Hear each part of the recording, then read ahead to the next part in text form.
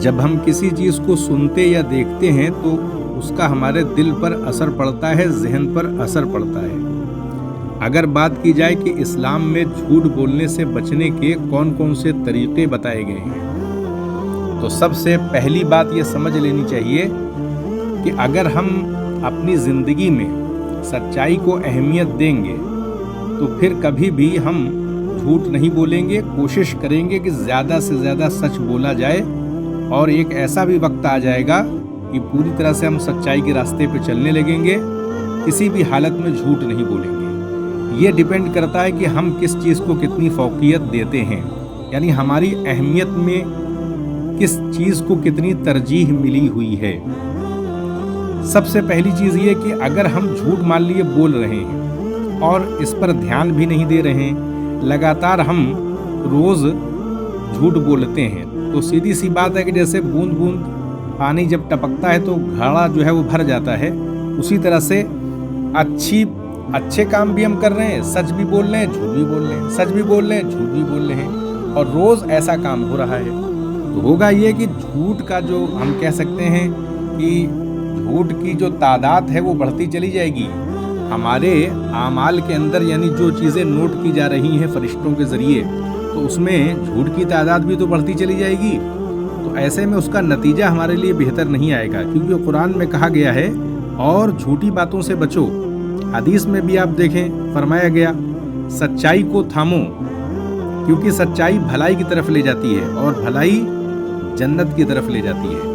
तो कहने का मतलब ये है कि जहाँ हिसाब किताब होगा, चीज़ें तौली जाएंगी, तो अगर हम झूठ बोलते रहेंगे तो वो उसका नतीजा हमारे हक़ में बेहतर नहीं आएगा।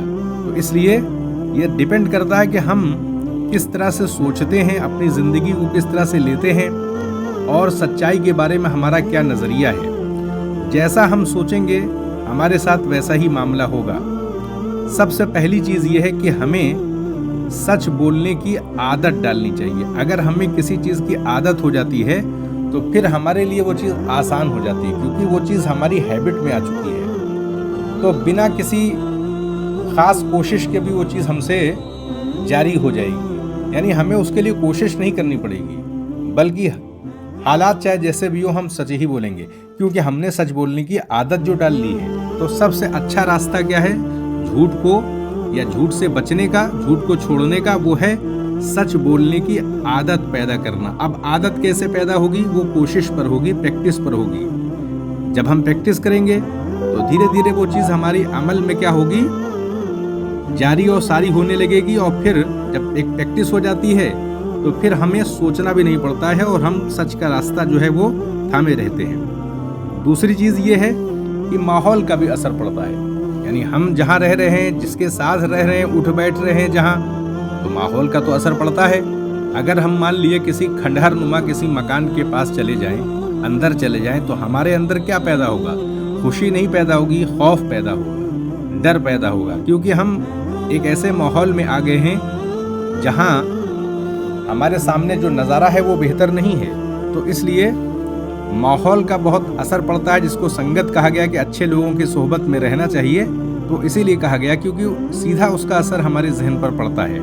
तो इसलिए ज़रूरी ये है कि हम झूठ को तब छोड़ेंगे जब हम कम से कम अपनी ज़िंदगी में एक हिस्से को अपना लें, यानी अच्छे लोगों की सोहबत में रहें, अच्छी चीज़ों को अपनाने की कोशिश करें। मोबाइल भी अगर हमारे हाथ में है तो अच्छी वेबसाइट पर जाएं, अच्छी चीज़ों को सुने जिसका असर पड़ेगा। मोबाइल भी हमारे लिए फ़ायदेमंद हो सकता है, लेकिन वो हमारे लिए नुकसानदेह भी हो सकता है, क्योंकि उसमें हर तरह की इन्फॉर्मेशन है। तो ये हमारी अपनी फ़ौक़ियत पर है, हम किस चीज़ को कितनी तरजीह देते हैं।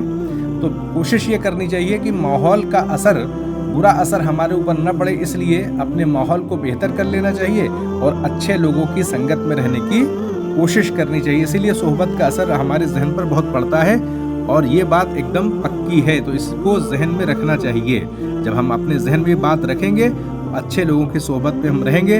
अगर हम मोबाइल भी चलाएंगे तो अच्छी चीज़ों के हम राबते में रहेंगे, यानी बुरी चीज़ों को तर्क करने की कोशिश करेंगे। अच्छी वेबसाइट को देखेंगे, यूट्यूब वीडियो देख रहे हैं तो अच्छे वीडियो देखेंगे, और जो चीज़ें हमारे सामने मान लिए गलत वीडियो आ रही है या गलत चीज़ें आ रही हैं, इन्फॉर्मेशन सही नहीं है, तो उसको हम स्किप उसी वक्त कर दें, उसको देखें नहीं।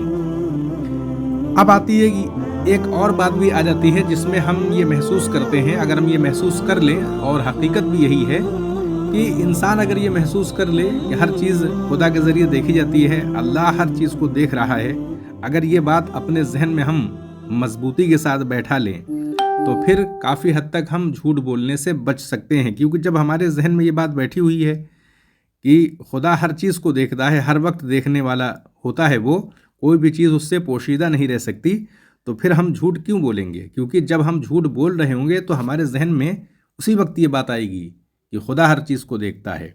तो ऐसे में हम झूठ से बचेंगे। कुरान के अंदर भी है, अल्लाह सब कुछ जानता और देखता है। तो ऐसे में जब हमारे अंदर ये एहसास पुख्ता होता चला जाएगा, मजबूत हो जाएगा, तो हम झूठ से बचेंगे।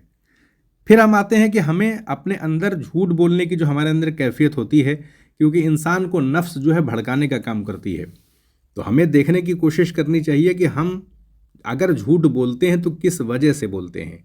क्या अपनी इज्जत को बढ़ाने के लिए बोलते हैं, दूसरे इंसान पर अच्छा असर पैदा हो इसके लिए बोलते हैं? कहीं ना कहीं जब हम बोलते हैं झूठ तो हमारे दिल के अंदर अंधेरा छाने लगता है, क्योंकि सामने वाले को हम एक तरह से गलत इन्फॉर्मेशन दे करके धोखा दे रहे हैं, और बाद में जब असलियत पता चलेगी तो हमारा जो एक स्टेटस है वो भी कहीं ना कहीं क्या होगा, डाउन हो जाएगा। तो इसलिए आगे का भी सोचना चाहिए कि आज हम गलत इन्फॉर्मेशन दे रहे हैं, लेकिन बाद में अगर ये जाहिर हो गई तो कहीं ना कहीं इंसान की अपनी एक पर्सनैलिटी जो होती है, उसका एक जो वजूद होता है, उसमें गिरावट पैदा होती है। तो इसलिए फ्यूचर को जहन में रखते हुए कि आगे आने वाले वक्त में अगर बात खुल गई तब क्या होगा, तो इसलिए सच बोलने की फिर हिम्मत पैदा होगी हम जब आगे का सोचेंगे। ये देखना चाहिए कि क्या हमारे अंदर लालच तो नहीं है, क्योंकि बहुत सारे लोग झूठ लालच की वजह से भी बोलते हैं। लालच का मतलब ये है कि अगर हमें आगे जा कर के किसी चीज़ से फ़ायदा हो सकता है या हम फ़ायदा किसी सिचुएशन से उठा सकते हैं, तो फिर हम झूठ बोलने की कोशिश करते हैं, एक माहौल बनाने की कोशिश करते हैं, और जब एक माहौल बन जाता है तो आगे फिर हम फ़ायदा उठा लेते हैं। तो इसलिए देखना चाहिए क्या हमारे अंदर लालच तो नहीं है, यानी हम झूठ बोलने की अपने अंदर जो आदत डेवलप कर चुके हैं, तो उसमें से कितना हिस्सा लालच का है। तो इसलिए लालच को भी छोड़ देना चाहिए, क्योंकि जो हमारे मुकद्दर में होगा वही मिलेगा। हम कोशिश भी कर लें, और अक्सर ऐसा देखने में आता है कि हम बहुत कोशिश करते हैं, बहुत पाने की कोशिश करते हैं, लेकिन सारी कोशिश हमारी नाकाम हो जाती है, कुछ भी फ़ायदा नहीं होता है और हम अपने मकसद में कामयाब नहीं हो पाते हैं। जो चीज़ होनी होती है वो हो जाती है, जिस चीज़ को नहीं होना है हम उसको हासिल नहीं कर सकते। और ये हमारे मुशाहिदे में भी चीज़ आती है, हमने गौर भी किया होगा कि जो चीज़ होनी है वो हो ही जाती है, और जो चीज़ नहीं होनी हम कितनी भी कोशिश कर लें वो चीज़ नहीं होगी। तो इसलिए लालच पर नज़र रखनी चाहिए। ये भी देखना चाहिए कि क्या दबाव की वजह से, किसी प्रेशर की वजह से हम झूठ तो नहीं बोल रहे हैं, यानी थोड़ा सा भी दबाव अगर पड़ा सिचुएशन का तो हम झूठ बोलने लग गए। तो इसको भी पहचानने की कोशिश करनी चाहिए। कहीं ऐसा ना हो कि हम किसी जिम्मेदारी को लेने से बच रहे हों और हमने सामने वाले से कह दिया कि मैं इस काम में बिज़ी हूं, जबकि हम उस काम में बिज़ी नहीं थे, लेकिन हम काम नहीं करना चाहते, जाना नहीं चाहते, मेहनत नहीं करना चाहते। तो इस वजह से भी गलत बातें बता दी जाती हैं ताकि काम का बोझ हमारे ऊपर ना हो। हमें यह समझ लेना चाहिए कि ज़िंदगी के अंदर मेहनत करना बहुत ज़रूरी है। हम कब तक बचेंगे, और अगर हम किसी इंसान की मदद करते हैं, किसी की हेल्प करते हैं, तो उसका हमें फ़ायदा मिलेगा। जो काम हम किसी दूसरे के लिए करते हैं तो उसका हमें हर हाल में फ़ायदा मिलेगा। अगर हम मान लिए रास्ते में मोटरसाइकिल से जा रहे हैं, गाड़ी से जा रहे हैं, और किसी ने कहा कि भाई हमें वहाँ तक छोड़ दिया, हमने छोड़ दिया, तो अक्सर ऐसा होता है कि कभी जब खुद के ऊपर परेशानी आ जाती है, किसी रास्ते पे मान लिए कभी हम खड़े हुए हैं, हमको कोई गाड़ी नहीं मिल रही है, तो अचानक कोई ना कोई आ जाता है और हमारा रास्ता आसान हो जाता है। तो इसलिए जब हम किसी दूसरे इंसान के लिए कोई काम करते हैं तो उसका बदला ज़रूर मिलता है, और बहुत बढ़ के मिलता है। कहा जाता है कि 10 गुना मिलता है। तो ये बात भी अपने जहन में रखनी चाहिए। ये सारी चीज़ें डिपेंड करती हैं कि हमारी सोच क्या है ज़िंदगी को लेकर के। जितना हम पॉजिटिव होकर के सोचेंगे उतना हम झूठ से बचेंगे। दूसरी बात, अगर हम मान लिए झूठ बोल भी देते हैं तो हमको तो कम से कम पता ही होता है ना कि हमने झूठ बोला है। तो एक रास्ता तौबा का खुला रहता है। तौबा का मतलब ये होता है कि हम एक अज़्म ले रहे हैं, एक संकल्प ले रहे हैं कि हम आगे अब इस काम को नहीं करेंगे। बार बार जब हम ये तौबा करते हैं तो कहीं ना कहीं शर्मिंदगी का एहसास भी होने लगता है, क्योंकि बार बार चीज़ें टूटती हैं। तो तौबा का फ़ायदा क्या होता है कि इंसान अपनी नज़रों में कितना गिरेगा। हमने एक तौबा की और उसके बाद फिर उसे तोड़ा, फिर तौबा किया, फिर उसको तोड़ा हमने, कितने बार हम तोड़ेंगे। कहीं ना कहीं हमें एहसास होने लगेगा कि हमारी अपनी पर्सनालिटी में गिरावट हो रही है, हम चीज़ों को फुलफ़िल नहीं कर पा रहे हैं, वादे को नहीं निभा पा रहे हैं, तौबा कर रहे हैं लेकिन तोड़ दे रहे हैं। तो हमारे अंदर अज़्म पैदा होगा, एक मजबूती आएगी और हम एक हद से नीचे, जो एक कह सकते हैं कि जितना नीचे इंसान गिर सकता है, गिरता ही चला जाता है, उसको रोकने की कोशिश करेंगे। ये इंसान के अंदर एक कैफियत होती है। तो तौबा का जो मकाम है वो इसीलिए है कि तौबा के ज़रिए क्या होता है कि हमारे अंदर एक ताकत पैदा हो जाती है एक अरसे के बाद। यानी हम तोड़ते हैं, तौबा करेंगे फिर गलती करेंगे, तौबा करेंगे फिर गलती करेंगे, लेकिन कुछ अरसे के बाद ऐसा होगा कि फिर हम नहीं करेंगे, क्योंकि हमें लगेगा कि हम कहीं ना कहीं गिर रहे हैं, अपनी नज़रों में गिरते चले जा रहे हैं, क्योंकि हम पूरा नहीं कर रहे हैं ना। तौबा तो कर रहे हैं लेकिन उसे पूरा नहीं कर रहे हैं।